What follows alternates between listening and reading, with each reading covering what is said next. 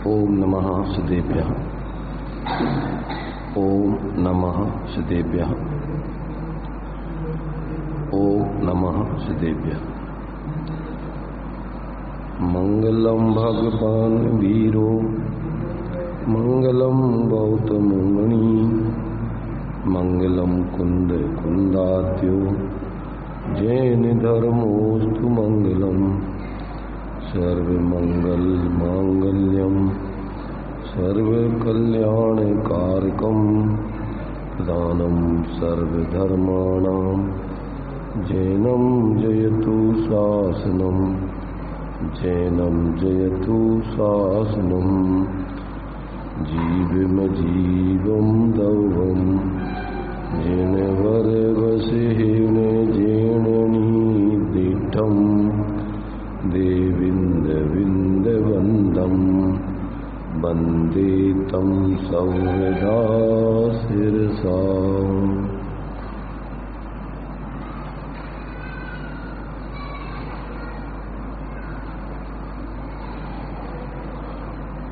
गाथा अपनी 14 चल रही है। इसमें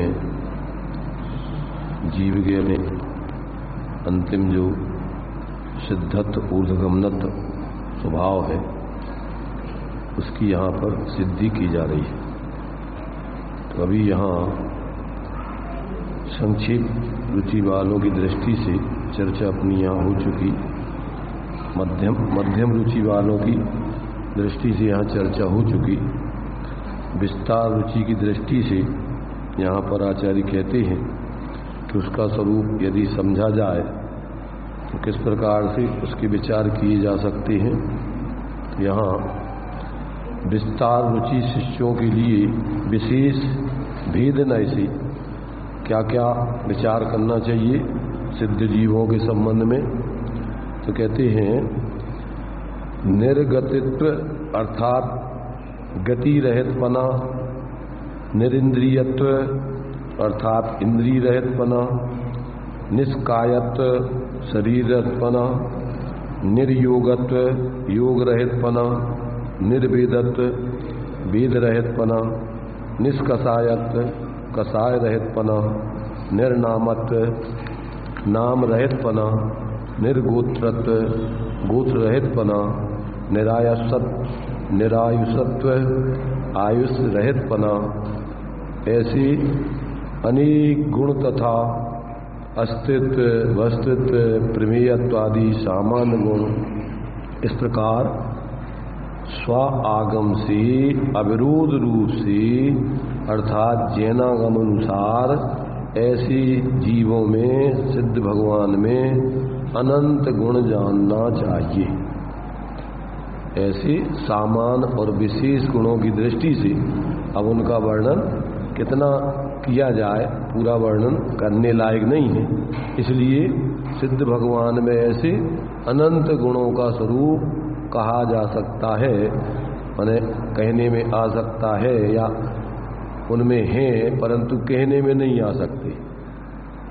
व्यवहार से उनको इस प्रकार से अनंत गुण वाले कहे जा सकते हैं, परंतु अब अनंत गुणों के नाम तो अपन लिख नहीं सकते, इसलिए इत्यादि कह करके उसको समाप्त कर दिया। इस प्रकार मध्यम रुचि और विस्तार रुचि के बाद संक्षेप रुचि शिष्यों के लिए तो विवक्षित अभेद नय से सिद्धों को अनंत ज्ञान आदि 4 गुण अथवा अनंत ज्ञान दर्शन सुख ये 3 गुण अथवा केवल ज्ञान केवल दर्शन ये 2 गुण और साक्षात अभेद नय से तो शुद्ध चैतन्य रूप ही सिद्ध भगवान जानना चाहिए। सिद्ध भगवान का स्वरूप एकमात्र शुद्ध चैतन्य की मूर्ति ही भगवान सिद्ध रह गए और अब कुछ नहीं है।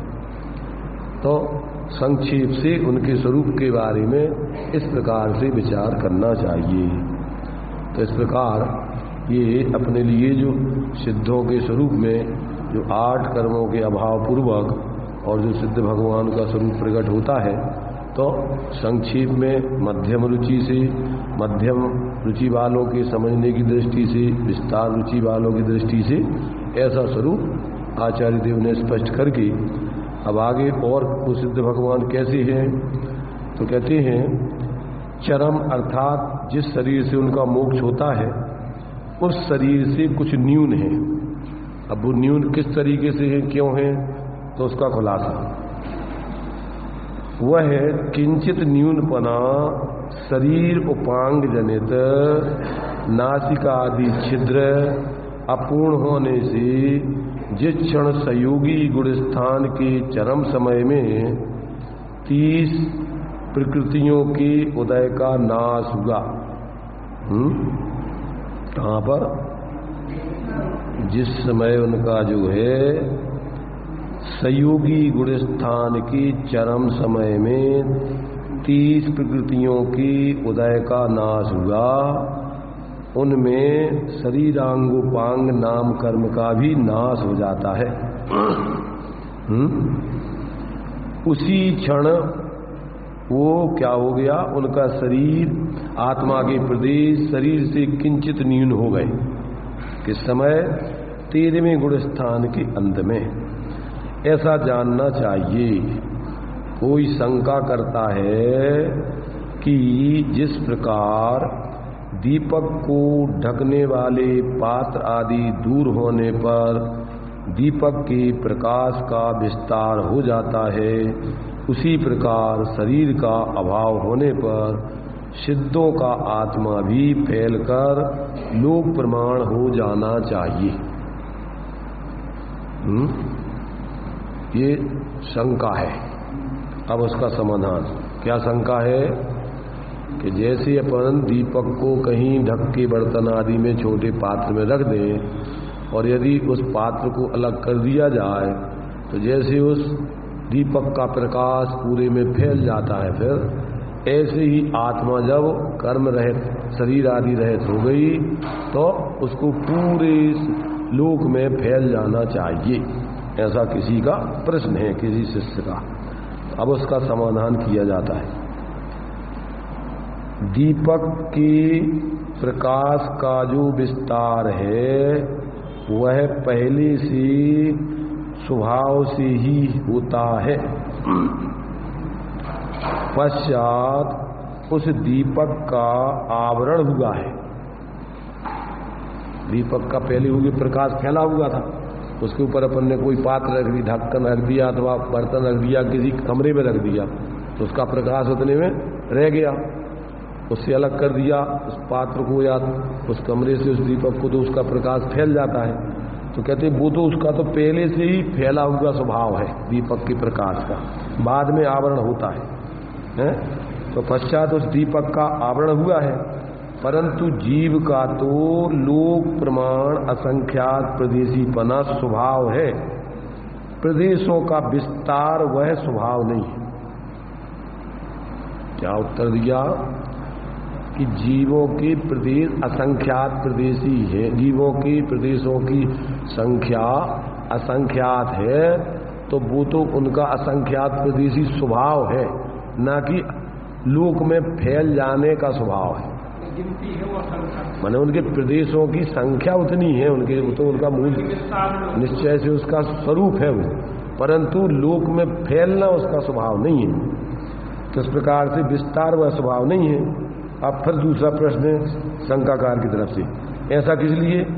अरे जीव के लोक प्रमाण प्रदेश पहले विस्तीर्ण लोक में फैले हुए और निरावरण होते हैं और पश्चात दीपक की भांति आवरण हुआ है।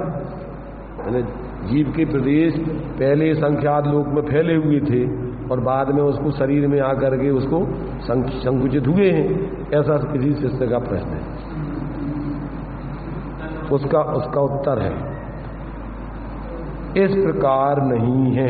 आचार्य कहता है ऐसा नहीं है, परंतु जीव के प्रदेश तो पहले से ही अनादि संतान रूप से शरीर से आवृत रहे हैं, अतः जीव के प्रदेशों का संकोच बाद में नहीं होता है।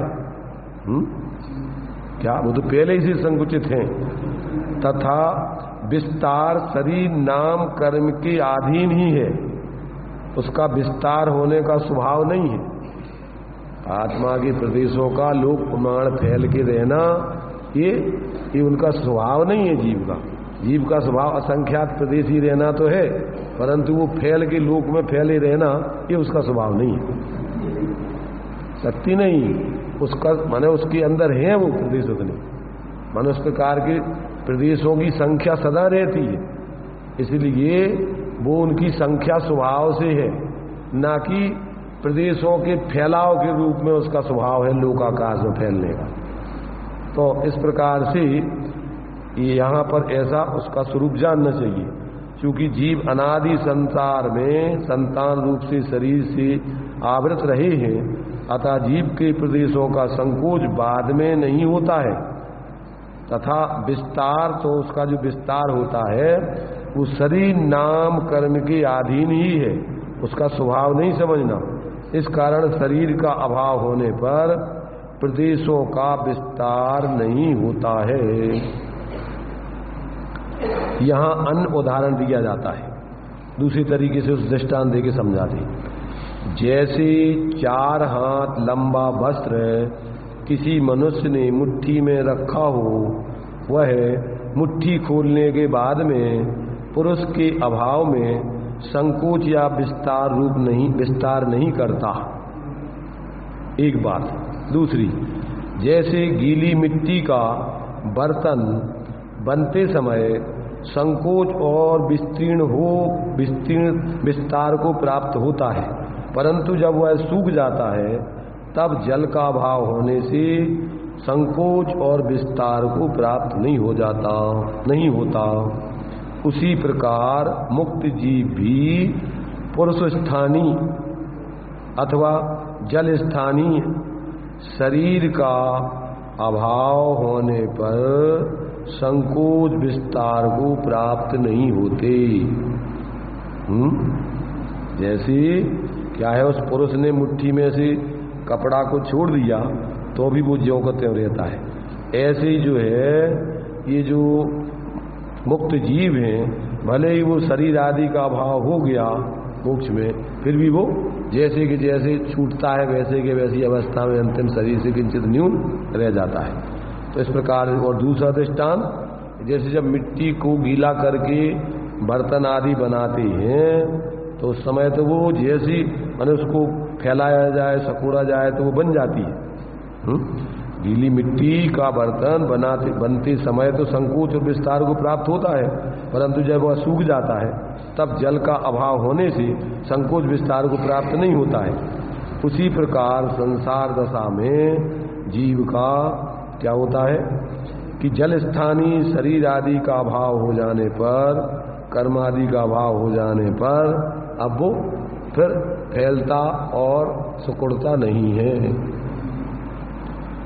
इसके पहले इसमें जो दिया 13वें गुण स्थान में जो शरीर से किंचित न्यून होने की जो व्यवस्था है, वो नाम कर्म के अधीन जो शरीर में जो अंगोपांग आदि होते हैं, तो नासिका आदि के छिद्र जो अपूर्ण होते हैं, तो जिस समय जो है जो 13वें गुण स्थान के अंत में क्या होता है, शरीर नाम कर्म के जो भेद हैं, शरीर अंगोपांग नाम कर्म का भी नाश हो जाता है, उसी क्षण उनका जो है वो शरीर से किंचित न्यून अवस्था हो जाती है। फिर इसके बाद 14वें गुण स्थान में भी उतनी रहती है और फिर सिद्धालय में भी उतनी रहती है। क्या किंचित न्यून पना शरीर से उनका जो है होने का कारण कब हो जाता है? ये संयोगी गुण स्थान के चरम समय में 30 प्रकृतियों के उदय का नाश हुआ है, उनमें शरीर अंगोपांग नाम कर्म का भी नाश हो जाता है। तो उसी क्षण उनके जो है आत्मा के प्रदेश जो शरीर रहता है उस शरीर से क्या है किंचित न्यून हो जाते हैं 13वें गुण स्थान के अंत में। तो 14वां गुण स्थान का जितना काल है उतने समय भी वो वैसे ही आत्मा के प्रदेश उस शरीर से किंचित न्यून ही रहते हैं, और आगे जब शरीर छूट जाता है तब भी उसी दशा में वो सिद्धालय में सदा काल के लिए रहते हैं, ऐसा जानना। अब दूसरे प्रश्न है आगे। कोई कहता है कि जीव जहां मुक्त होता है वहां ही रहता है। क्या जीव जहाँ मुक्त हो जाता है, तो जैसे संसार में यहाँ रहता है मनुष्य पर्याय में, और जहाँ अढ़ाई दीप से जहाँ भी जीव मोक्ष हो गए जहाँ से, तो वो कहाँ रहना चाहिए? वहीं के वहीं उसको रह जाना चाहिए। तो ऐसा किसी का प्रश्न है। उसका निषेध करने के लिए पूर्व प्रयोग से, असंग होने से, बंध का छेद होने से तथा गति परिणाम से, इन चार हेतुओं द्वारा तथा कुमार के घूमते हुए चाक की भांति, जिसका मिट्टी का लेप दूर हुआ है ऐसी तूंबी की भांति, एरंड के बीज की भांति और अग्नि की शिखा की भांति, इन चार दृष्टांतों द्वारा जीव को स्वभाव से ही ऊर्ध्वगमन जानना चाहिए। तत्वार सूत्र में सूत्र है, कौन सा? तत्वार सूत्र में सूत्र दिया है, क्या सूत्र दिया है? पूर्व प्रयोगात, असंगत्वात, बंध छेदात और गति परिणामाच्य तथा गति परिणामाच्य, इन चार हेतुओं से। और फिर उसमें दृष्टांत वो ही दिए हैं कि जिस प्रकार से क्या होता है कि कुलाल चक्रवत, व्यपगत लेपालाम्बुवत, एरंड बीजवत, अग्नि शिखावत, ऐसे ही चार दृष्टांत उन्हीं का यहाँ पर स्पष्टीकरण दिया है। ऊपर जो है वो दिया हुआ है, क्या दिया है? वही तत्वार सूत्र का सूत्र दिया है। पूर्व प्रयोगाद, असंगत्वाद, बंध छेदात तथा गति परिणामात चाहती हेतु चतुष्टयीन तथैव आविद्य कुलाल चक्रवत, व्यपगत लेपालाम्बुवत, एरंड बीजवत, अग्नि शिखावत चेति दृष्टांत चतुष्टयीन च स्वभावयोर ऊर्ध्वगमनम ज्ञातव्यम। तो इस प्रकार से कि जीव का मैंने जिस जहाँ मुक्त होता है वहीं रहने का स्वभाव नहीं है। ये इन चार हेतुओं से और चार प्रकार से जीव का ऊर्ध्वगमन स्वभाव सिद्ध करके लोक के अग्रभाग में जाकर स्थित होता है। अब आगे सिद्ध भगवान कैसे हैं? नित्य हैं, ऐसा जो नित्य विशेषण दिया है। सिद्ध भगवान का स्वरूप 14वीं गाथा में जो बता रहे हैं ना, उसका पूरा विश्लेषण कर रहे हैं। तो क्या बतलाया? निक्कम्मा, अठगुणा, किंचूणा, चरम देदो सिद्धा, लोय गढ़िदा, नित्या, उपाद वय हिम संयुक्ता। तो नित्य, अब वो नित्या माने नित्य रहती है, तो नित्य विशेषण क्यों दिया? तो कहते हुए विशेषण सदा शिववादी कहता है कि कल्प काल समय बीतने पर जब जगत शून्य हो जाता है तब मुक्त जीवों का संसार में पुनरागमन होता है। उसका निषेध करने के लिए आचार्य ने ऐसा नित्य आत्मा सिद्ध दशा में रहता है, वो वहां से कभी नहीं, अनंत काल भी हो जाने पर वो संसार में वापस लौट के नहीं आता। ऊपर ऊर्ध्वगमन करने के लिए, जैसे जाने के लिए वो निरंतर प्रयत्न करता रहा है, संसार दशा में भी ऊर्ध्वगमन करने के लिए वो निरंतर प्रयत्नशील रहा है। उस अपेक्षा से वो अब जब मुक्त हो जाता है, जैसे पिंजड़े में तोते को बंद कर दो तो वो बार बार प्रयत्न निकलने के लिए, मुक्त होने के लिए प्रयत्न करता रहता है, और जब वो पिंजड़े से अलग कर दिया जाए तो सहज ही वो आकाश में उड़ जाता है। ऐसे जो पूर्व में भी इसके ऊर्ध्वगमन करने के इस प्रकार के संस्कार रहे। आगे क्या कहते हैं देखिए। सिद्ध भगवान का एक विशेषण उत्पाद व संयुक्त बना है, वह सर्वथा अपरिणामी पने का निषेध करने के लिए कहा गया। माने जैन लोग भी आत्मा को अपरिणामी मानते हैं, ध्रुव कहो, अपरिणामी कहो, एक रूप कहो, नित्य कहो, तो वो तो उसमें विवक्षा है, वो सर्वथा नहीं। द्रव्य दृष्टि से है, अपने लिए अपन आत्मा को ध्रुव कहते हैं, एक रूप कहते हैं, जो अपना भी विषय चल रहा है। समय सार की 6वीं 7वीं गाथा में जो बतलाया है कि वो आत्मा प्रमत्त अप्रमत्त नहीं है, तो कहते भाई ऐसा तुम सर्वथा मत समझ लेना। वो पर्याय में तो प्रत्येक द्रव्य परिणमनशील है, परंतु स्वभाव से, द्रव्य स्वभाव से वो कैसा है, एक रूप ज्यों का त्यों ध्रुव रहता है, वो अपरिणामी सर्वथा नहीं समझना। तो इस प्रकार से जो सर्वथा जीव को अपरिणामी मानते हैं, ध्रुव मानते हैं, नित्य मानते हैं, उनके निषेध करने के लिए यहाँ पर उत्पाद व संयुक्तपना उसको सिद्ध किया गया है तथा यहाँ विशेष समझाया जाता है सिद्ध भगवान के स्वरूप को। निश्चल अविनश्वर शुद्धात्म स्वरूप से भिन्न नरक आदि गतियों में सिद्धों का भ्रमण नहीं होता, तो सिद्धों में उत्पाद व्यय किस प्रकार से घटित होगा? क्या कह रहे? जब सिद्ध अवस्था में अब उनका चार गति में घूमने का काम बंद ही हो गया, तो अब वो सिद्ध दशा में भी कैसे परिणमन कर रहे हैं, क्या परिणमन कर रहे हैं, उनमें क्या उत्पाद व्यय हो रहा है, ऐसा किसी का प्रश्न है, उसका समाधान किया जाता है। आगम में कहे अनुसार अगुरु लघु गुण की षड स्थान पतित हानि वृद्धि रूप जो अर्थ पर्याय है, उनकी अपेक्षा सिद्ध भगवान को उत्पाद व्यय घटित होता है। प्रत्येक द्रव्य में क्या है, कौन सा एक अगुरु लघुत्व गुण है। तो अगुरु लघुत्व गुण का काम क्या है?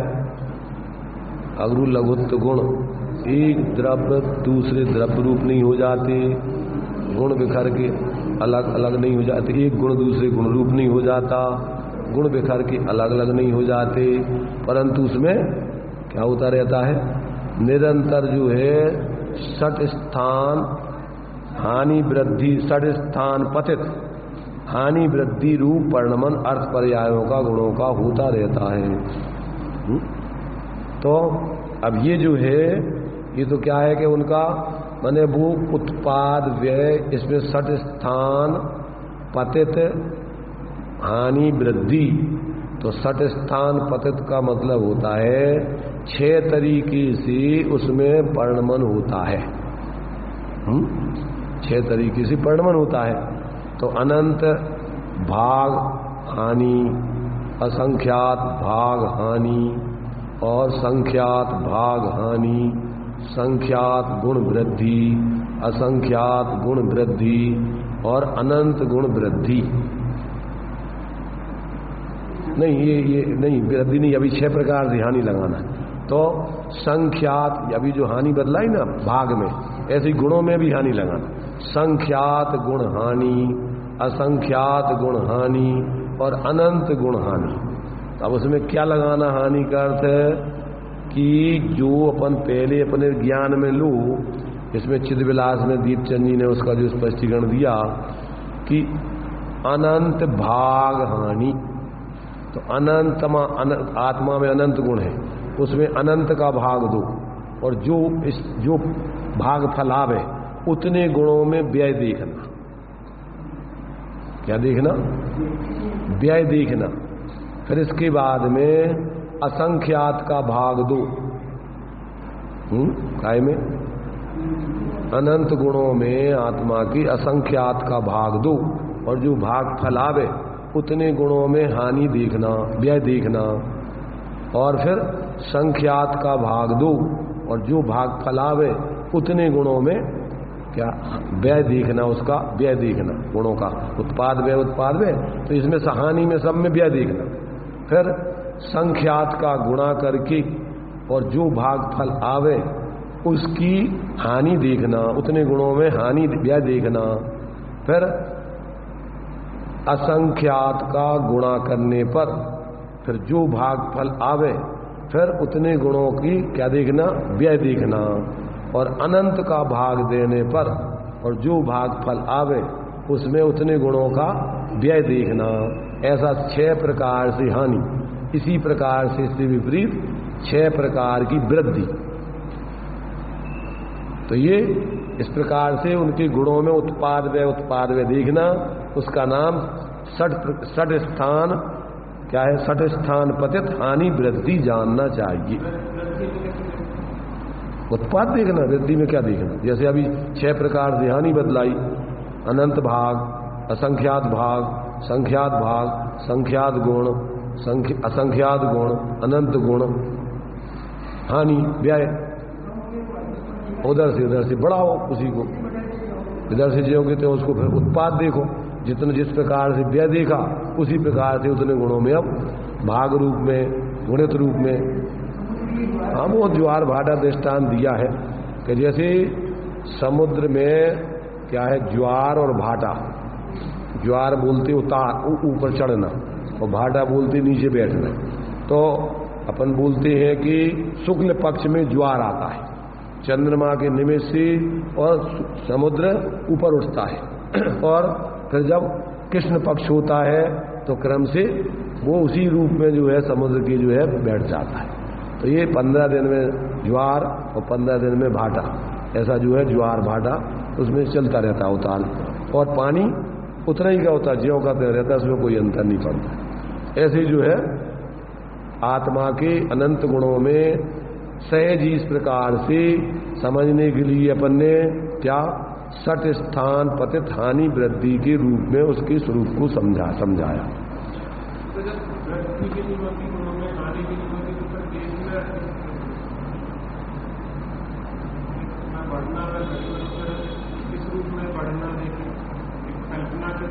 कल्पना के तौल पर नहीं, पर्याय में पर्णमन होता है। पर्णमन की बात बता रहे। गुण रूप में तो ध्रुव रहते हैं, बढ़ना घटना गुणत्व ही रहते हैं, और गुण पने से ध्रुव है, पर पर्याय पने से ध्रुव है कि उत्पाद में। आगे जो है देखो दूसरी तरीके से उसमें पर्णमन आगे दूसरा, ये पहला विवक्षा है। दूसरी विवक्षा, ये पदार्थ अपने जिस जिस उत्पाद व्यय ध्रुव रूप से प्रति समय परिणमित होते हैं, उनकी ज्ञप्ति के आकार से, अनिहित वृत्ति से, अर्थात बिना इच्छा से सिद्ध भगवान का ज्ञान भी उसी रूप में परिणमित होता है। इस कारण सिद्ध भगवान को उत्पाद व्यय घटित होता है।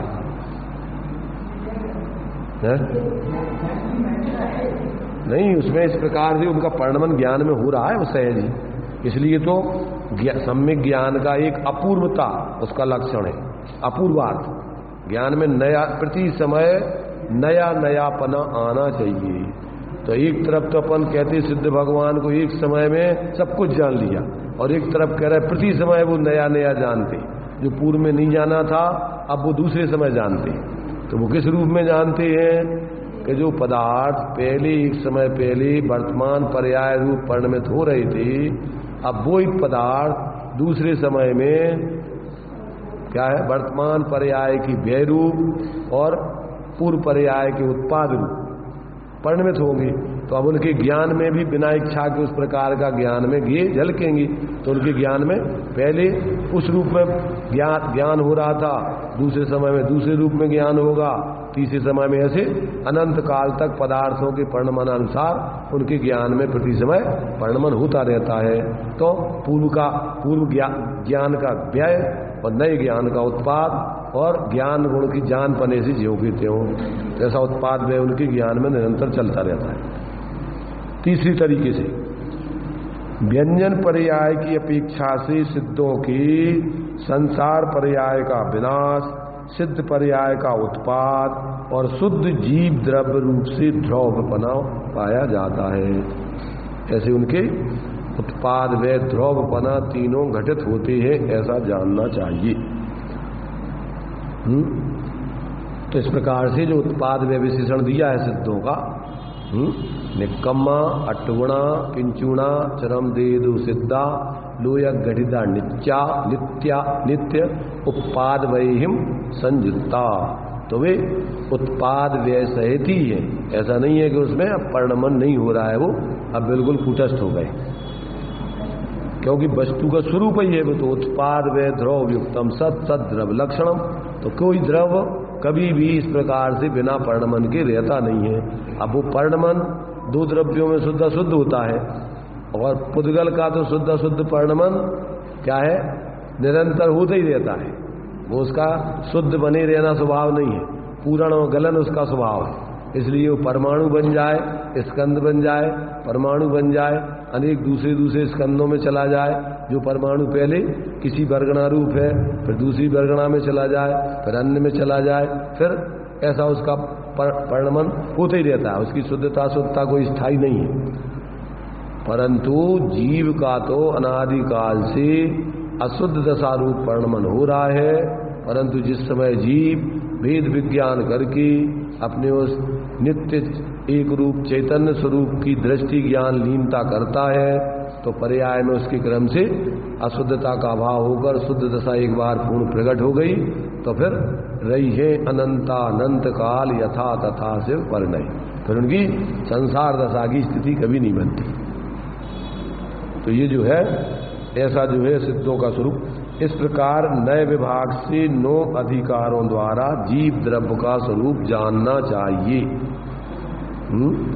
जीवो उपभोगमो अमुत्ति कर्ता सदे परिमाणो भूता संसारत्थो सिद्धो और विश्रसा उड गई स्वभाव से ऊर्ध्वगमन, ऐसे जीवों के संबंध में 9 तरीके से उनके स्वरूप के बारे में जानकर सभी प्रकार की मिथ्या मान्यताएं, विपरीत प्रकार के जीव अपने संबंध में विचार छोड़कर सम्यक विचार पूर्वक और अपने इस एकत्र भक्त स्वरूप का अवलंबन करके और अपनी ऐसी अनादिकालीन कुटीबों को छोड़कर और अपने जीवन में समीचीनता को धारण करके सुखी होना चाहिए। इसके लिए ही अपन को ये जीव अजीव द्रव्यों के स्वरूप को यथार्थ बताया जा रहा है। अज्ञान दशा में, मिथ्या दशा में अपने संबंध में और अन्य के संबंध में जीव मिथ्या ही विचार करता रहता है। क्या करता रहता है? अपन अपने बारे में सही विचार करते नहीं है। रात दिन अपन क्या करते रहते हैं? व्यर्थ के ही मिथ्यात्पूर्वक के अन्यथा ही अपना विचार 24 घंटे करते रहते। क्या सोचते रहते अपन रात में? बिना सोचे तो संसार में जीव रहता नहीं, तो कुछ ना कुछ पर्याय जनित ही गुणा भाग लगाता रहता है और मर जाता है ऐसी मिथ्यात्व को लेकर के, और आगे फिर नए तरीके से जिस पर्याय में जाता है वहां की गिनती चालू कर देता है। यहाँ के काम सब अधूरे काम, क्या है? दाम पड़े रहे और धाम खड़े रहे और काम पड़े रहे, रुकी रहे, अधूरे बने रहे और अपन निकल गए यहां से। कोई व्यक्ति कभी संसार में पूरे काम कर ही नहीं पाता और आयु पूरी हो जाती है और आगे के लिए ऐसी अधूरी इच्छाएं लेकर के फिर नई दूसरी पर्याय में जाके वहां उस पर्याय की फिर गिनती चालू कर देता है। जैसे भाव करके जाता है, त्रियंश गति में चला गया तो अब त्रियंश गति में बिल्ली बन गया तो अब बिल्ली के हिसाब से सोचना चालू, कुत्ता बन गया, गधा बन गया, सुगर बन गया, तो अब सुगर के हिसाब से सारे व्यवस्थाएं अपने उस पर्याय की सोचना चालू, और उसमें जिंदगी भर गुणा भाग लगाता रहेगा और वहां फिर आयु बंद करके आगे के लिए फिर चला जाए। ऐसा अनादिकाल से आज तक अनंत काल हो गया। इस जीव ने अपने आत्मा का हित जिस सम्यक विचार पूर्वक अपने उस सम्यक एकत्र भक्त स्वरूप के अवलंबन से जो सिद्धि होती है अपने शुद्ध स्वभाव की, उसकी आज तक सिद्धि नहीं की। इसलिए अपन को अपनी सबसे पहले जिनवर कथित तत्वभ्यास से मिथ्या विचारों का त्याग होता है। बिना तत्वभ्यास के मिथ्यात्व गलता नहीं है। बिना समझे हुए व्यवहार धर्म का आप कुछ भी करते रहो, साधु बन जाओ, लाखों करोड़ों का दान दे दो, तीर्थ यात्रा करो, परंतु तत्व अभ्यास नहीं करोगे तो मिथ्यात्व गलेगा नहीं, नाश होने का तो सवाल ही नहीं। तो बात करो चाहे और कुछ भी जो कुछ बाहर में करना है करते रहो, परंतु यदि तत्व अभ्यास करके सम्यक विचार पूर्वक मिथ्या अपने स्वरूप का अवलंबन करके मिथ्यात्व आदि का भाव नहीं करोगे तो जीवन में सुख शांति मिलने वाली नहीं। इसलिए ज्ञानी कहते हैं ताते जिनवर कथित तत्व अभ्यास करीजे और संशय विभ्रम मोह त्याग आपो लख लीजिए। ये कार्य अपन को करने लायक है, बाकी सब कार्य मरने लायक है। वो जीने लायक नहीं है, वो मरने के लिए है बाकी सब कार्य। जीने का एक ही कार्य है, कौन सा? जिनवर कथित तत्वाभ्यास और स्वरूप अनुभव। ताते जिनवर कथित तत्वाभ्यास करीजिए और संशय विभ्रम मोह त्याग आपो लग लीजिए। जीवन जीने के लिए एक ही काम है, और बाकी जन्म मनन करते रहने के लिए इसको छोड़ के बाकी जो भी करोगे वो सब जन्म मरण करने के लिए अभ्यास है। अब क्या करना है? अब ये सबको अपने हिसाब से सबको सोच लेना चाहिए कि अगर तुम्हें चतुर्गति में जन्म मरण करते रहना है तो बिना जिनेंद्र भगवान के बताए हुए तत्वों के अभ्यास के और अपन जो कर रहे हैं तो करते रहो। और यदि आपको उस जन्म मरण के चक्र से छूटना है और अपने वास्तविक अतीन्द्रिय आनंद पूर्वक सिद्धता को प्रकट करना है तो ताते ये जिनवर कथित तत्व अभ्यास, और अकेला अभ्यास ही नहीं, तो संशय विभ्रम मोह त्याग और अपने स्वरूप को लखना अनुभवना, ये कार्य है। तो इसके लिए अपन को ये चर्चा कर रहे हैं, सिर्फ टाइम पास करने के लिए नहीं कर रहे हैं। और अपन मुमुक्षु हैं, इसलिए भैया अपना काम है स्वाध्याय करना, इसलिए नहीं कर रहे। माने मुमुक्षु है का मतलब ऐसे ही झूठे मुमुक्षु। सही मुमुक्षु हैं तो ये काम ही है अपना। माने तत्वाभ्यास करके स्वरूप साधना करना ही एक ही काम है। जितने भी मुमुक्षु का मतलब होता है जिनकी मुक्त होने की इच्छा है, सुखी होने की इच्छा है, ऐसे सच्चे अर्थों में तो उनको क्या है, क्या करना कि ये स्वाध्यायी मुख्य रूप से अपने लिए मुनिराजों का तो मुख्य कार्य है। ध्यानम मुख्यम यतिधम, ध्यान और अध्ययन। स्वरूप से बाहर आए तो अध्ययन, और इधर से उपयोग हटे तो अंदर में ध्यान स्वरूप का।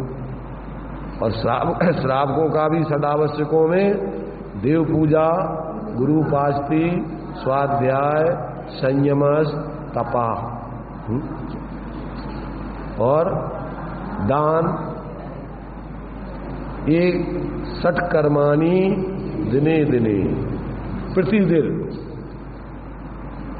निरंतर, जब तक अपने लिए अपनी उस परमात्म दशा की सिद्धि नहीं हो जाए अथवा ऊपर के स्थिति में नहीं पहुंचे, तब तक नीचे के जो आत्म कल्याण के लिए अपन को उपाय है उस उपाय को अपन अपनाते हुए क्रम क्रम से अपनी अंदर में स्वास्थ्य से शुद्धि की वृद्धि करें और पूर्ण शुद्धि को प्रकट करके और फिर अपनी इस सारी झंझटों से रहित हो।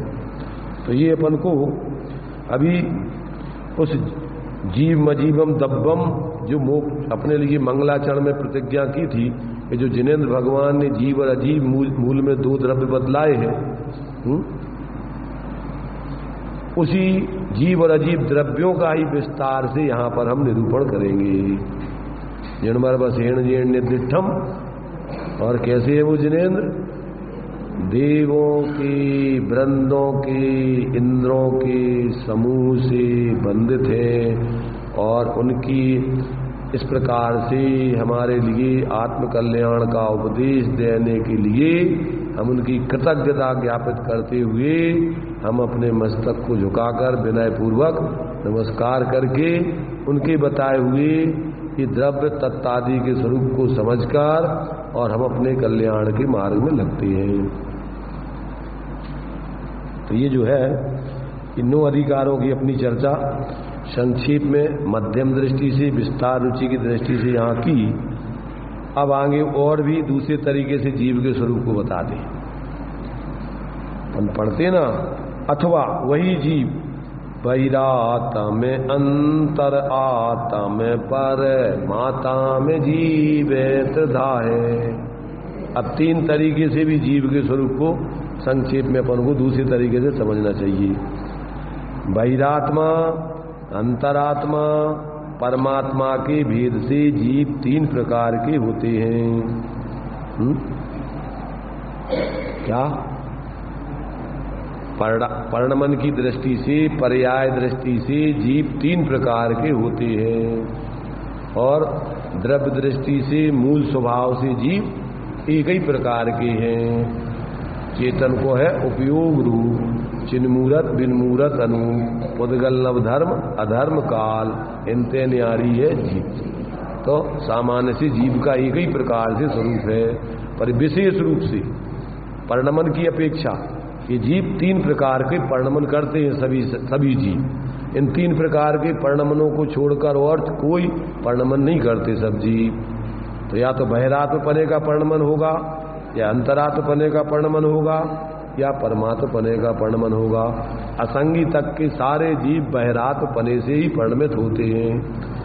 संगी जीवों में फिर बहिरात्मा भी होते हैं, अंतरात्मा भी होते हैं और परमात्मा। संगी जीवों में फिर संज्ञा तो संगी पने से अतीत हो जाती है। जब वो क्या है अंतरात्मा बन करके स्वरूप की आराधना करते हैं तो परमात्मा पने की दशा तो मनुष्य पर्याय में ही प्रकट होती है। अंतरात्मा तो 4 गति के जीव बन सकते हैं, बहिरात्मा भी 4 गति के जीव रह सकते हैं, पर परमात्मा बनने की व्यवस्था सिर्फ एक मनुष्य पर्याय के अलावा और कहीं नहीं। तो यहां पर अब उनका भी संक्षेप में स्वरूप बताते। देखिए वह इस प्रकार है। स्वशुद्धात्म संवित्ति से उत्पन्न वास्तविक सुख से प्रतिपक्षभूत इंद्रिय सुख में आसक्त जीव बहिरात्मा जानना चाहिए। किसे कहते बहिरात्मा?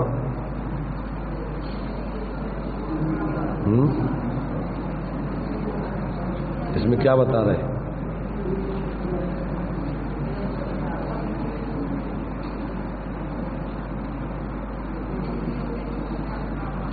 दूसरे तरीके से भी दिया है, जो 6 ढाला में दिया ना, जो अथवा देह रहित निःशुद्धात्म द्रव्य की भावना जिसका लक्षण है, ऐसी भेद ज्ञान से रहित होने से देह आदि पर द्रव्यों में एकत्व भावना रूप परिणमित जीव बहिरात्मा जानना चाहिए। दौलत राम जी ने दूसरा पक्ष लिख दिया है। पहला पक्ष कौन सा है? इसी में से लिया उनने, बहिरात्मा अंतरात्मा परमात्मा का जो जीव स्वरूप बताया, तो वो ये इसी में से उन्होंने लिया हुआ है। अपने सरल शब्दों में पद्यानुवाद में उसमें उन्होंने लिख करके सब जीवों को ये 3 प्रकार के जीवों की दृष्टि से स्वरूप समझा दिया।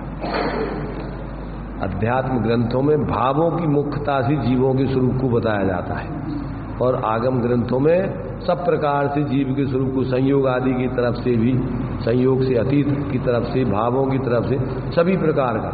तो ये अध्यात्म में आत्मा के मुख्य रूप से आत्मा को केंद्र बना करके सारा वर्णन किया जाता है, और आगम में सभी 6 द्रव्यों के स्वरूप को भी बताया जाता है, आत्मा के स्वरूप को भी बताया जाता है, उसमें से उसके परिणामों की दृष्टि से भी बताया जाता है, संयोग आदि की तरफ से भी बताया जाता है, उसमें सारा वर्णन होता है। तो उसमें से संक्षेप में अध्यात्म में अपना आत्मा का कल्याण जैसे हो उसको निकाल करके वो उसी में से आगम में से अध्यात्म निकलता है। आगम से अलग कोई अध्यात्म नहीं है। तो इसमें चूंकि आत्मा के कल्याण की मुख्यता से वर्णन किया जाता है संक्षेप में, आत्मा को ही केंद्र बना करके स्वरूप को बताने की मुख्यता से है, इसलिए उसको आत्मा का जिसमें अकेला अधिकार है वो अध्यात्म, इसमें आत्मा को ही मुख्य रूप से समझा करके आत्म कल्याण की प्रेरणा दी जाएगी। उसमें और चीजों की विशेष जानकारी की मुख्यता नहीं होती। वैसे तो सभी की जानकारी अपनी अध्यात्म ग्रंथ है, तो इसमें क्या नहीं बताया जा रहा है? सभी बताया जा रहा है, पर उसमें गौणता उनकी। अंत में भावार्थ में क्या कहेंगे? आगम ग्रंथों में तो तुम्हें जानकारी देके छोड़ देंगे कि ये सब ज्ञान तुम्हें जानकारी कर, परंतु अध्यात्म ग्रंथों में अंत में तुम्हें कि ये सब विकल्प छोड़ के तुम अपने उस एकत्व विभक्त आत्मा की भावना भागे स्वरूप की साधना ही तुम्हें करने लायक है, वो ही उपादेय है, बाकी सब ही है।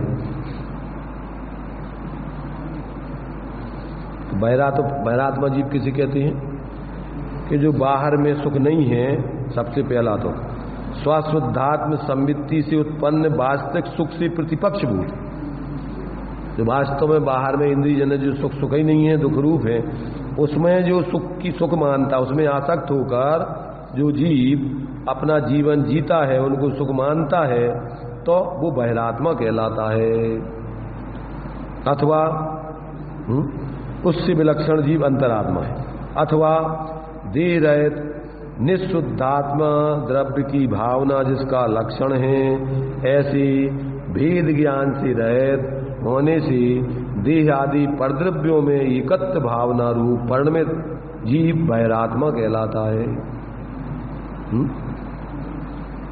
तो या तो बाहर के संयोगों में तुम एकत्र करके देह जीव को एक गिनो, और चाहे सुखी होने के लिए अपन बाहर के 5 इंद्रियों के विषयों में सुख मान करके उनकी व्यवस्थाओं में रात दिन लगे रहो। ये सब क्या है? ये सब बहिरात्म दृष्टि जीव जानना चाहिए। काय के लिए प्रयत्न करते रहते अपन?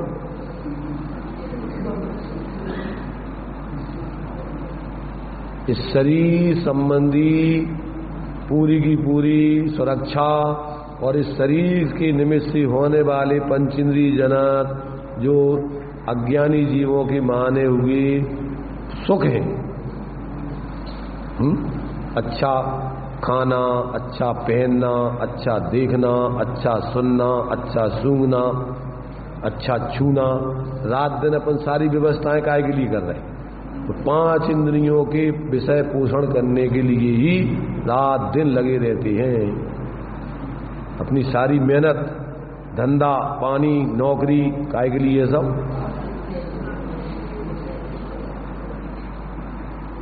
पूरी जिंदगी इसी होड़ में व्यक्ति अपनी लगा करके बर्बाद कर देता है कि भैया इससे भी अलग अपना वास्तव में तो सुख है ही नहीं। इंद्रिय सुख नहीं है, सुखाभास है, भ्रम है। कितनी देर रहता, बताओ? चलो भूख लगी, अपन को अच्छा भोजन मिल जाए, अच्छा भोजन मिल गया, कितनी देर तक मिलेगा तुम्हें? अब वो सुख कितनी देर लगेगी? तुम सोच रहे थे आज बढ़िया मिठाई खाने को मिल जाए, और मान लीजिए मिठाई बढ़िया अच्छी बन के आ गई, तैयार हो गई, तो उस मिठाई को खा के कितना आनंद मिलेगा तुम्हें? कितनी देर तक मिलेगा? उसी समय खाते समय जल्दी जल्दी में जबान कट जाए दांतों से, तो कितना आनंद आएगा?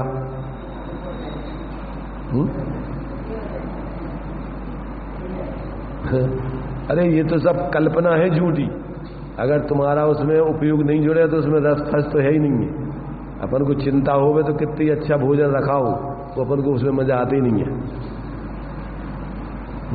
तो वो तो तुम्हारे मोह से कल्पना करके मानते हो उसमें सुख। अगर मानो नहीं तो उसमें पुद्गल में कहां से सुख मिल जाएगा? है कहां उसमें सुख? जड़ पदार्थ में है सुख क्या? अभी सोचते नहीं है, आंखें बंद करके अपन रात दिन अपन इतना सब कुछ जिंदगी भर करते हैं। कितनी देर तक के लिए अपन को अशांति अशांति, और पच नहीं रहा है और आसक्ति से खा रहे हैं। बीमारियों की बीमारी, जितने ज्यादा खाने वालों को सारी बड़ी बड़ी बीमारी उन्हीं को होती, ज्यादा खाने वालों को। जितने बड़े बड़े रोग हैं वे किन को होते हैं? गरीबों को। वैसे तो क्या है, साथ में उदय पुण्य पाप का जो चलता है, मूल तो उसके उदय निमित्त है, परंतु वो उदय आता है कैसे? पंचेंद्रियों के विषयों में आसक्ति करके जो जीव तीव्र कसाय पूर्वक प्रवृत्ति करता है, उनको पाप बंद होता है। फिर उसके लिए सारी प्रतिकूलताएं खड़ी होती, शरीर में आसक्त होकर भोगों में संयोगों में, और पाप कमाता रहता है जीव निरंतर। सही झूठ 5 पाप क्यों करता है? झूठ क्यों बोलता है? चोरी क्यों करता है? रात दिन इन संयोगों में सुख बुद्धि, एकत्व बुद्धि है, अपनत्व बुद्धि है, तो उसकी संग्रह करने के लिए झूठ बोलता है, चोरी करता है, बदमाशी करता है, मायाचारी करता है, सब करता है। और जब वो जाने अरे ये तो अपने है ही नहीं, हुए ही नहीं, हो सकते नहीं, तो अपन काय को झूठ बोल रहे हैं? क्यों मायाचारी कर रहे हैं? आपस में ठगते रहते एक दूसरे को। दुकानदार ग्राहकों को ठगता है, ग्राहक दुकानदार को ठगते हैं, नहीं ठगते क्या? दुकानदार झूठ बोल बोल करके ग्राहकों से पैसे ज्यादा लेता रहता है और ग्राहक उधार ले भैया हम तुम्हारे पैसा कुछ दिन तो पहले दे देता है और फिर थोक रकम कर आके और गोल हो जाता है। तुम्हारे पास है नहीं है, कहाँ से दे रहे? ज्यादा करोगे तो लठ से फिर तुम निपटेंगे। जब है ही नहीं है तो हम कहाँ से देंगे? आओ हमारे से मांगने को, हम देखेंगे तुम्हें। तो मतलब क्या है कि ये एक दूसरे को ठगने के लिए, और पाप का उदय हो तो कुछ नहीं चलती है, जहां का तहां पड़ा रहता है, ना तो खा पाते न भोग पाते। ऐसे दृष्टांत अपन ने बहुत सारे पढ़े ना, ऐसे क्या डाकुओं ने चोरी करके माल ले आए, अब उनमें ही अपन आपस में उनके जो है बेईमानी का भाव आ गया और कहीं एकांत स्थान में बैठ के अपने और भी सोचा कि अपन बांट लेंगे। तो पहले अपन अब रात भर से जो है चोरी करने में काम कर रहे तो भूखे हो गए, चलो कहीं बाजार से जो है कुछ माल पानी पहले ले आओ और इसके बाद में खा करके अपन बांट लेंगे।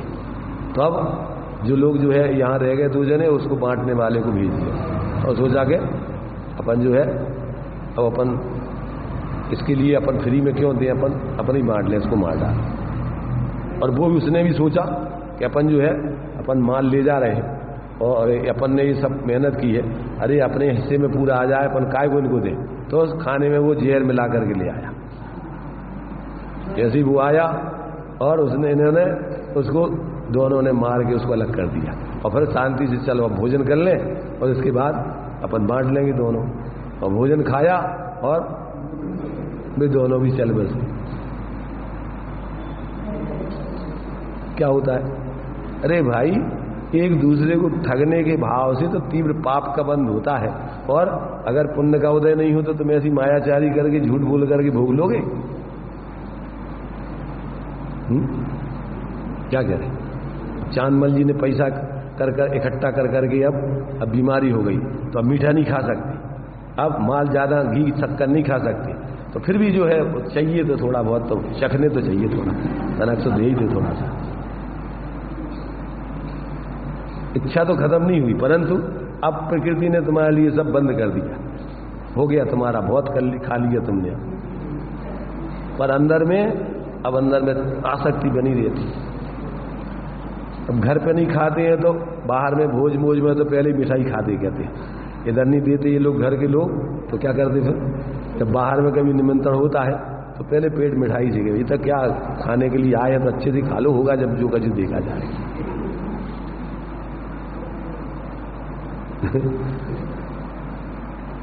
मैंने अंदर को अभी व्यक्ति को जो तक तत्व ज्ञान नहीं हो, आत्मा का रस नहीं आए, तो इनमें ही उसकी ऐसी मिथ्या भ्रांति बनी रहती, मरते दम तक नहीं छोड़ता वो।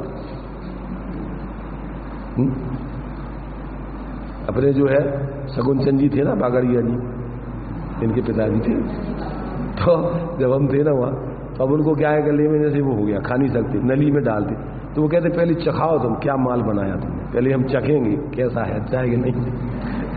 तो अब वो पहले उसको चखते थे, खा तो सकते नहीं इधर से, तो पहले चख के थोड़ा आनंद लेते थे, इसके बाद नली में से तुम्हें जो डालना है डाल है। तो इच्छा जो है अंदर जीवों की, बिना तत्व ज्ञान के, आत्मज्ञान के अंदर का रस नहीं आवे, तब तक इन पंचेंद्रियों के विषय भोगों का जीव के रस छूटता नहीं है। आखिरी दम तक व्यक्ति जो है इनमें मूर्छित ही बना रहता है। उधर एक बार हम इधर तुम्हारा ये रावत भाटा के ऊपर का मंदिर जब बन रहा था, ऊपर के मंदिर देखने को गए, तो नीचे जो है उसके वो नीचे तलघर में जो लकड़े मकड़े बहुत सारे भरे हुए थे बनते हुए में, तो वहां से क्या है, एक गुहेरा वहां से निकला। क्या निकला? गुहेरा जानते ना, गुहेरा निकला वहां से। तो वो गुहेरा निकला, उसने एक वहां पर वो गिरगिट था या छिपकुली थी जो भी, तो उसको मुंह में पकड़ लिया और पकड़ के मुंह में दबा लिया।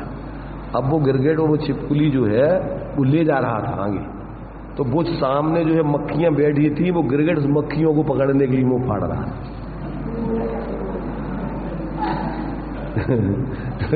वो जो है वो उसके मुंह में बैठा हुआ है और वो फिर भी उस मक्खी को देख करके वो उसको पकड़ने के लिए मुंह फाड़ता है। क्या है?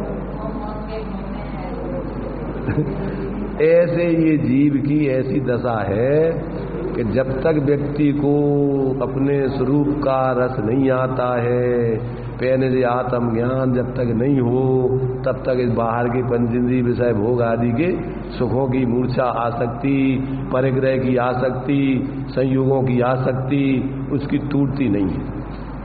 अंतिम समय तक, मरते दम तक भी हिसाब किताब लगा करके जाता है कि किनको कितना देना है, और वो तो उनको मिलना है तुम्हारे देने से कि उनके पुण्य पाप के उदय से। तुम इधर दे के जाओ, पाप का उदय हो तो ये कुछ नहीं भोग सकते। तो अपन को विश्वास नहीं है अभी काय पर? भगवान के उपदेश पर, अपने ही अनुभव पर। अपन रात दिन देख रहे सभी संसार की दुर्दशा, देख रहे कि नहीं देख रहे? रात दिन अपन देख रहे, भी चले गए, भी चले गए। कोरोना में कितने लोग चले गए, अपन अभी रह गए। तो अब तो अपन को यही देना है, चिंता की बात नहीं, अच्छा खाओ पियो मस्त रहो। अपन बच गए, सब लोग चले गए। प्रसन्न होता है कि देखो हम बच गए, देखो इतने लोग चले गए हमारे इसलिए।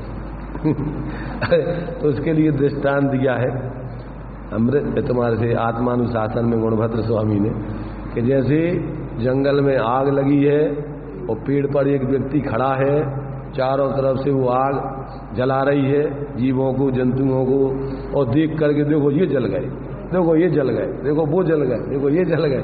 अब ये नहीं सोच रहा है कि वो आग लगी है, थोड़ी देर बाद चारों तरफ से आगे हमें भी जला देगी।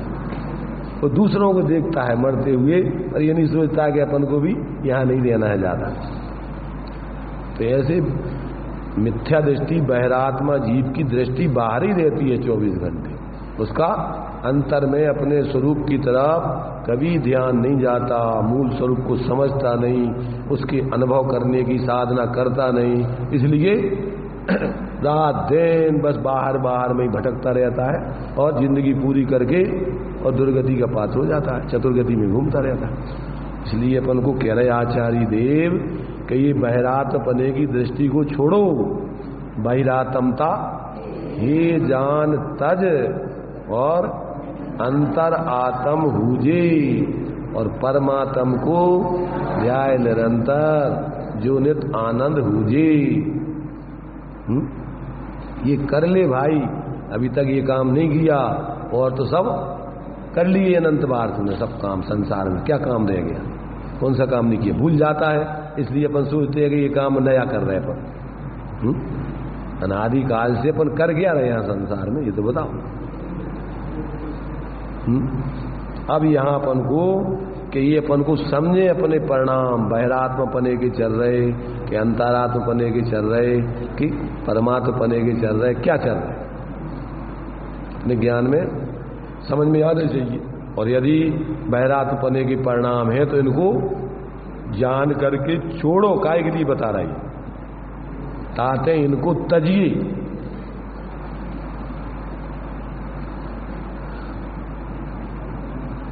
आता अपन को समझ में? रक्षाबंधन की बढ़िया मिठाई खा पी करके अपन लोग आराम से जो है क्या है फुर्सत होकर के, और चलो अब फ्री है और आराम से थोड़ा अपन क्या चलता है सुने। फिर अपना जो काम है वो तो अपन को करना तो वही है। कौन सा काम है अपना? अपना काम कौन सा है? अरे भाई तुम्हारा काम निष्काम स्वभाव है, बाहर के काम करने का स्वभाव नहीं है। हूँ स्वतंत्र निश्चल निष्काम ज्ञाता दृष्टा आत्म राम। मैं वह हूँ जो है भगवान, जो मैं हूँ वह है। बस अंतर तुम्हारा मिटा दो, ये बाहर का ऊपर का। बाहर से अंतर मिटा दो तो अंतर में तो तुम्हारे भगवान में कोई अंतर था ही नहीं, और बाहर से भी फिर बराबर हो जाओगे भगवान के।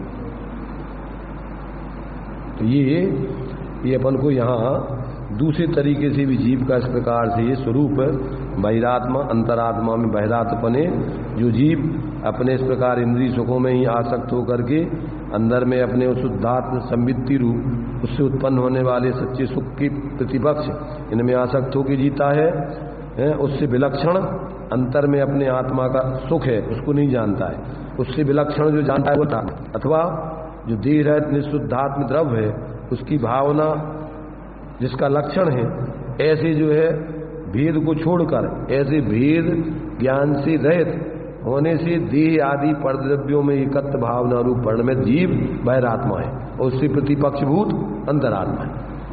ऐसे देहातीत अपने स्वरूप की श्रद्धा ज्ञान अनुभवन रूप परिणमन अंतरात्मा है। अथवा हे और उपाधि का विचार करने वाला चित्त निर्दोष परमात्मा से भिन्न रागादि दोष और शुद्ध चैतन्य लक्षण आत्मा इन तीनों का तथा बीतराग सर्वज्ञ प्रणीत अन्य पदार्थों का जिसे परस्पर सापेक्ष नए विभाग से श्रद्धान और ज्ञान नहीं है वह बहिरात्मा।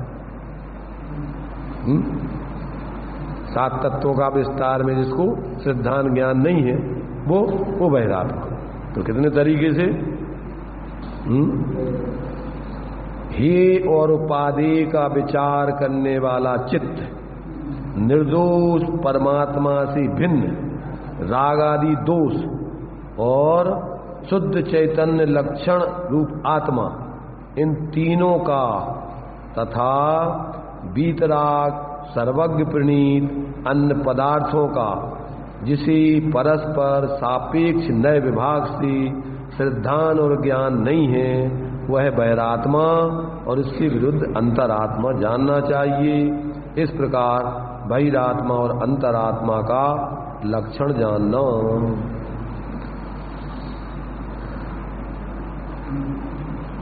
कुछ हो रहा अपना विचार इस पर कितने कितने प्रकार से अपने लिए जो है माने बहिरात्मपना अंतरात्मपना कैसे कैसे भाव हैं क्या क्या मान्यता है ये अपन को जब तक बिन जाने थे दोष गुणन को कैसे तजिए गई है। जब तक अपन बहिरात्मपने के भावों को नहीं समझेंगे तो उनको छोड़ेंगे कैसे, अंतरात्मपने के भावों को नहीं समझेंगे तो उनको ग्रहण कैसे करेंगे, परमात्मा के भावों को नहीं समझेंगे तो उसको जीवन में कैसे प्रकट करेंगे।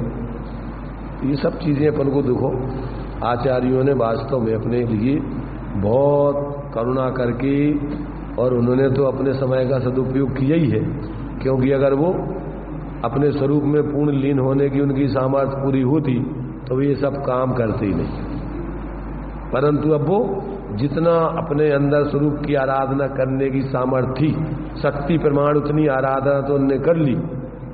अब बाकी उसकी निरंतर भावना और श्रद्धान रखते हुए अन्य जीवों को भी उस मार्ग को समझाने के उद्देश्य से इस प्रकार से उन्होंने ये ग्रंथ आदि की रचना की है। तो अपन को यदि अपना वास्तव में हित करना हो तो अपन उनकी भावना को समझ करके और अपने जीवन को वास्तव में उनकी भावना अनुसार वस्तु स्वरूप समझ के अपने जीवन में जिए।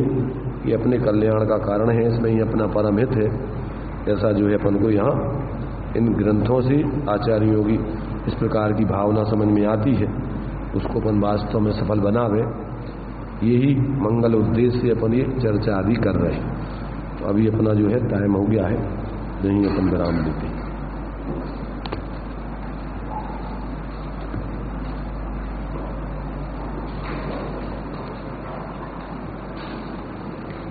लिख रहे थे मुनि ताड़पत्रों को ले, ना कलम ना स्याही न चौकी धरे, चुभते कांटे कलम टप टपाता लहू, ऐसी करुणा लौकिक हिया में धरे। दे गए वे हमें जो विरासत सभी, मौल उनका कभी नाक पाएंगे हम। जिन धर्म हमने समझा मरम, तेरी रक्षा में प्राण भी तज दें। कैसी अलौकिक करुणा आचार्यों की, ज्ञानियों की, जो हमें यह विरासत दे गए, केवली भगवान के द्वारा प्रणीत यह जिन शासन का मर्म हमें दे गए। ऐसे जीव के स्वभाव को इन्हें 9 अधिकारों में बताया है। इस 14वीं गाथा के माध्यम से 9 अधिकार यहाँ पे पूर्ण होते हैं। यहाँ पे सिद्ध और विश्व छोड़ गई ऊर्ध्वगमन स्वभाव की चर्चा इस गाथा के माध्यम से, सिद्धत्व 8वां अधिकार और 9वां अधिकार ऊर्ध्वगमन स्वभाव जो है उसकी चर्चा की। ऋक्कम्मा 8 गुणा किंचूणा चरम देह दो सिद्धा लोय गठदा णिच्चा ओवाद वयहिम संयुक्ता। जो अष्टकर्म ऋक्कम्मा 8 कर्मों से रहित 8 गुणों से सहित हैं। ऋक्कम्मा 8 गुणा किंचूणा चरम देह दो सिद्धा। आज जो चर्चा हुई किंचित न्यून अंतिम देह से किंचित न्यून सिद्ध दशा में जो विराजमान है। किंचूणा चरम देह दो सिद्धा लोय गठदाणिच्चा। ऊर्ध्वगमन स्वभाव से लोक के अग्रभाव में भाग में स्थित हो गए हैं। लोय गठदाणिच्चा जो नित्य है। उपवाद वयहिम संयुक्ता और उत्पाद वय से संयुक्त है। दूसरे प्रकार से भी जीव की चर्चा यहाँ की है। बहिरातम, अंतरातम और परमात्म, जिसकी विवेचना भी चल रही है। बहुत सुंदर चाहिए सबके माध्यम से प्रेरणाएं भी मिल रही हैं। हम सभी अपने जीवन में उसको उतारें जिससे हम सभी सुखी हो। इसी मंगल भावना से निज निधि निज